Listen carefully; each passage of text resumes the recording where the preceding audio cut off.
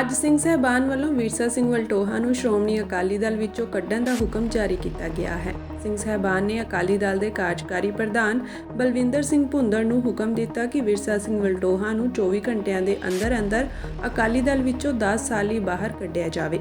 ਸਿੰਘ ਸਾਹਿਬਾਨਾਂ ਨੇ ਹੁਕਮ ਜਾਰੀ ਕਰਦਿਆਂ ਦੱਸਿਆ ਕਿ ਅੱਜ ਸਵੇਰੇ ਵਲਟੋਹਾ ਸ਼੍ਰੀ ਅਕਾਲ ਤਖਤ ਸਾਹਿਬ ਵਿਖੇ ਪੇਸ਼ ਹੋਏ ਸਨ, ਜਿਸ ਦੌਰਾਨ ਉਹਨਾਂ ਨੇ ਮੁਆਫੀ ਵੀ ਮੰਗੀ ਹੈ, ਪਰ ਵਲਟੋਹਾ ਵੱਲੋਂ ਕੀਤੀਆਂ ਗਲਤੀਆਂ ਦੇ ਕਾਰਨ ਇਹ ਫੈਸਲਾ ਲਿਆ ਗਿਆ ਹੈ। ਉਹਨਾਂ ਕਿਹਾ ਕਿ ਵਲਟੋਹਾ ਨੇ ਸਿੰਘ ਸਾਹਿਬਾਨਾਂ ਦੀ ਕਿਰਦਾਰਕੁਸ਼ੀ ਕੀਤੀ ਹੈ। ਜਥੇਦਾਰ ਨੇ ਕਿਹਾ ਕਿ ਵਲਟੋਹਾ ਮੇਰੀ ਸਿਹਤ ਦੀ ਖਬਰ ਲੈਣ ਦੇ ਬਹਾਨੇ ਘਰ ਆਇਆ ਸੀ ਤੇ ਕਿਹਾ ਕਿ ਜੇਕਰ ਸੁਖਬੀਰ ਬਾਦਲ ਖਿਲਾਫ ਫੈਸਲਾ ਰਾਜਨੀਤਿਕ ਹੋਇਆ ਤਾਂ ਖੰਡਾ ਜ਼ਰੂਰ ਖੜਕਾਊਂਗਾ। ਜਥੇਦਾਰ ਨੇ ਕਿਹਾ ਕਿ ਵਿਰਸਾ ਸਿੰਘ ਵਲਟੋਹਾ ਨੇ ਬਿਨਾਂ ਦੱਸੇ ਫੋਨ ਰਿਕਾਰਡਿੰਗ ਕਰਕੇ ਵਿਸ਼ਵਾਸਘਾਤ ਕੀਤਾ ਹੈ। ਸਿੰਘ ਸਾਹਿਬਾਨਾਂ ਦੀ ਬਿਨਾਂ ਸਬੂਤਾਂ ਤੇ ਕਿਰਦਾਰਕੁਸ਼ੀ ਕਰਨਾ ਗਲਤ ਹੈ। ਵਾਹਿਗੁਰੂ ਜੀ ਕਾ ਖਾਲਸਾ ਵਾਹਿਗੁਰੂ ਜੀ ਕੀ ਫਤਿਹ। ਜਿਵੇਂ ਆਪ ਸਭ ਜਾਣਦੇ ਹੋ, ਸਮੂਹ ਸੰਗਤਾਂ ਜਾਣਦੀਆਂ ਨੇ ਕਿ ਪਿਛਲੇ ਤਕਰੀਬਨ 3-4 ਦਿਨਾਂ ਤੋਂ ਅਕਾਲੀ ਆਗੂ ਵਿਰਸਾ ਸਿੰਘ ਵਲਟੋਹਾ ਜਿਹਨੇ ਤਖਤ ਸਾਹਿਬਾਨ ਦੇ ਜਥੇਦਾਰ ਸਾਹਿਬਾਨਾਂ ਬਾਰੇ, ਸਿੰਘ ਸਾਹਿਬਾਨਾਂ ਬਾਰੇ ਜੋ ਮੀਡੀਆ ਦੇ ਵਿੱਚ ਬੋਲਿਆ, ਉਸ ਬਾਰੇ ਉਹਦਾ ਸਪਸ਼ਟੀਕਰਨ ਜਿਹੜਾ ਹੈ ਸਬੂਤਾਂ ਸਮੇਤ ਉਹਨੂੰ ਸੱਦਿਆ ਗਿਆ ਸੀ। ਔਰ ਉਸ ਸੰਬੰਧ ਵਿੱਚ ਅੱਜ ਮਿਤੀ 30 ਅੱਸੂ ਨਾਨਕਸ਼ਾਹੀ ਸੰਮਤ 556 ਮੁਤਾਬਿਕ 15 ਅਕਤੂਬਰ 2024 ਨੂੰ ਵਿਰਸਾ ਸਿੰਘ ਵਲਟੋਹਾ ਨੇ ਪਿਛਲੇ ਦਿਨੀ ਤਖਤ ਸਾਹਿਬਾਨ ਦੇ ਜਥੇਦਾਰਾਂ ਸਾਹਿਬਾਨ ਦੀ ਕਿਰਦਾਰਕੁਸ਼ੀ ਕਰਦੇ ਹੋਏ ਮੀਡੀਆ ਕੋਲ ਕੀਤੀ ਗਈ ਗਲਤ ਬਿਆਨਬਾਜ਼ੀ ਸੰਬੰਧੀ ਉਸ ਦੇ ਖਿਲਾਫ ਹੇਠ ਲਿਖੇ ਦੋਸ਼ ਸਾਬਤ ਹੁੰਦੇ ਨੇ। ਨੰਬਰ 1, ਸੁਖਬੀਰ ਸਿੰਘ ਬਾਦਲ ਦੇ ਮਾਮਲਿਆਂ ਤੇ ਸਖਤ ਫੈਸਲਾ ਕਰਨ ਲਈ ਬੀਜੇਪੀ ਅਤੇ RSS ਵੱਲੋਂ ਜਥੇਦਾਰ ਸਾਹਿਬਾਨਾਂ ਤੇ ਦਬਾਅ ਦੇ ਲਾਏ ਦੋਸ਼ਾਂ ਬਾਰੇ ਕੋਈ ਠੋਸ ਸਬੂਤ ਪੇਸ਼ ਨਹੀਂ ਕਰ ਸਕਿਆ। ਔਰ ਵਿਸ਼ੇਸ਼ ਕਰਕੇ ਮੈਂ ਮੀਡੀਆ ਦੇ ਰਾਹੀਂ ਸਮੁੱਚੀ ਸੰਗਤ ਨੂੰ ਦੱਸਣਾ ਚਾਹੁੰਦਾ ਕਿ ਇਸ ਸਾਰੀ ਡਿਸਕਸ਼ਨ ਦੀ ਵੀਡੀਓਗ੍ਰਾਫੀ ਅਸੀਂ ਕਰਵਾਈ ਹੋਈ ਹੈ। ਜਿੰਨੇ ਵੀ ਸਵਾਲ ਜਵਾਬ ਹੋਏ ਨੇ ਉਹ ਵੀਡੀਓਗ੍ਰਾਫੀ ਉਹ ਸਾਡੇ ਕੋਲ ਹੈ।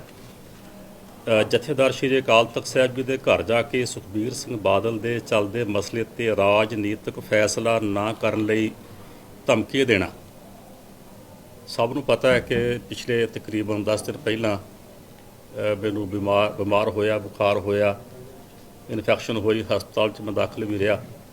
ਔਰ ਮੇਰੀ ਖਬਰ ਲੈਣ ਦੇ ਬਹਾਨੇ ਵਿਰਸਾ ਸਿੰਘ ਵਲਟੋਹਾ ਮੇਰੇ ਘਰ ਵਿੱਚ ਆਇਆ।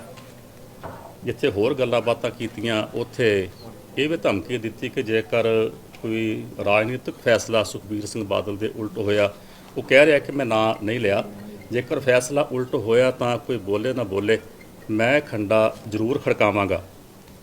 ਜਥੇਦਾਰ ਸ਼੍ਰੀ ਅਕਾਲ ਤਖਤ ਸਾਹਿਬ ਜੀ ਨਾਲ ਹੋਈ ਗੱਲਬਾਤ ਦੀ ਬਿਨਾਂ ਦੱਸੇ ਰਿਕਾਰਡਿੰਗ ਕਰਕੇ ਵਿਸ਼ਵਾਸਘਾਤ ਕਰਨਾ, ਖਬਰ ਲੈਣ ਦੇ ਬਹਾਨੇ ਉਹਨੇ ਆਪਣਾ ਮੋਬਾਈਲ ਰਿਕਾਰਡਿੰਗ ਚਾਲੂ ਕਰਕੇ ਤੇ ਜਿਹੜੀ ਗੱਲਬਾਤ ਹੋਈ ਉਹਦੀ ਰਿਕਾਰਡਿੰਗ ਜਿਹੜੀ ਕੀਤੀ ਹੈ, ਇਹ ਇੱਕ ਅਨੈਤਿਕਤਾ ਹੈ ਔਰ ਗੈਰ ਕਾਨੂੰਨੀ ਵੀ ਹੈ ਔਰ ਇੱਕ ਅਪਰਾਧ ਹੈ ਕਿ ਕਿਸੇ ਦੀ ਵੀ ਰਿਕਾਰਡਿੰਗ ਉਹਨੂੰ ਬਿਨਾਂ ਦੱਸੇ ਕਰਨਾ, ਇਹ ਜਿਹੜਾ ਬਿਲਕੁਲ ਸ਼ੋਭਾ ਵੀ ਨਹੀਂ ਦਿੰਦਾ। ਔਰ ਉਹਨੇ ਇਹ ਵਿਸ਼ਵਾਸਘਾਤ ਕੀਤਾ।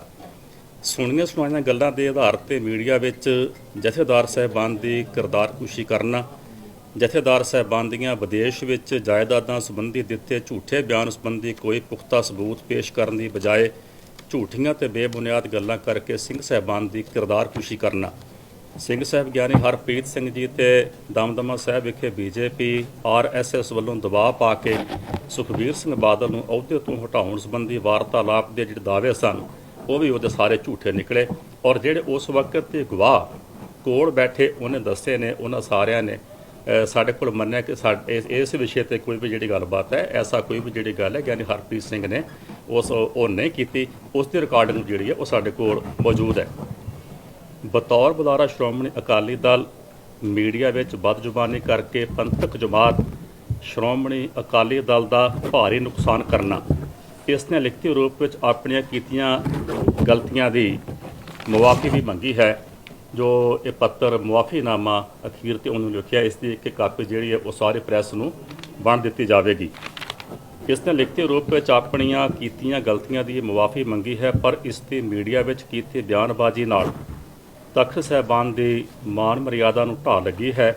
ਇਸ ਲਈ ਹੋਰ ਸਖਤ ਕਾਰਵਾਈ ਨਾ ਕਰਦਿਆਂ ਸ਼੍ਰੋਮਣੀ ਅਕਾਲੀ ਦਲ ਦੇ ਕਾਰਜਕਾਰੀ ਪ੍ਰਧਾਨ ਨੂੰ ਆਦੇਸ਼ ਕੀਤਾ ਜਾਂਦਾ ਹੈ ਕਿ 24 ਘੰਟਿਆਂ ਦੇ ਅੰਦਰ ਇਸ ਨੂੰ ਪਾਰਟੀ ਦੀ ਮੁੱਢਲੀ ਮੈਂਬਰਸ਼ਿਪ ਅਤੇ ਸਾਰੇ ਅਹੁਦਿਆਂ ਤੋਂ ਬਰਖਾਸਤ ਕੀਤਾ ਜਾਵੇ ਅਤੇ 10 ਸਾਲ ਲਈ ਇਸ ਦੇ ਦੁਬਾਰਾ ਪਾਰਟੀ ਵਿੱਚ ਸ਼ਾਮਲ ਹੋਣ ਤੇ ਰੋਕ ਲਗਾਈ ਜਾਵੇ।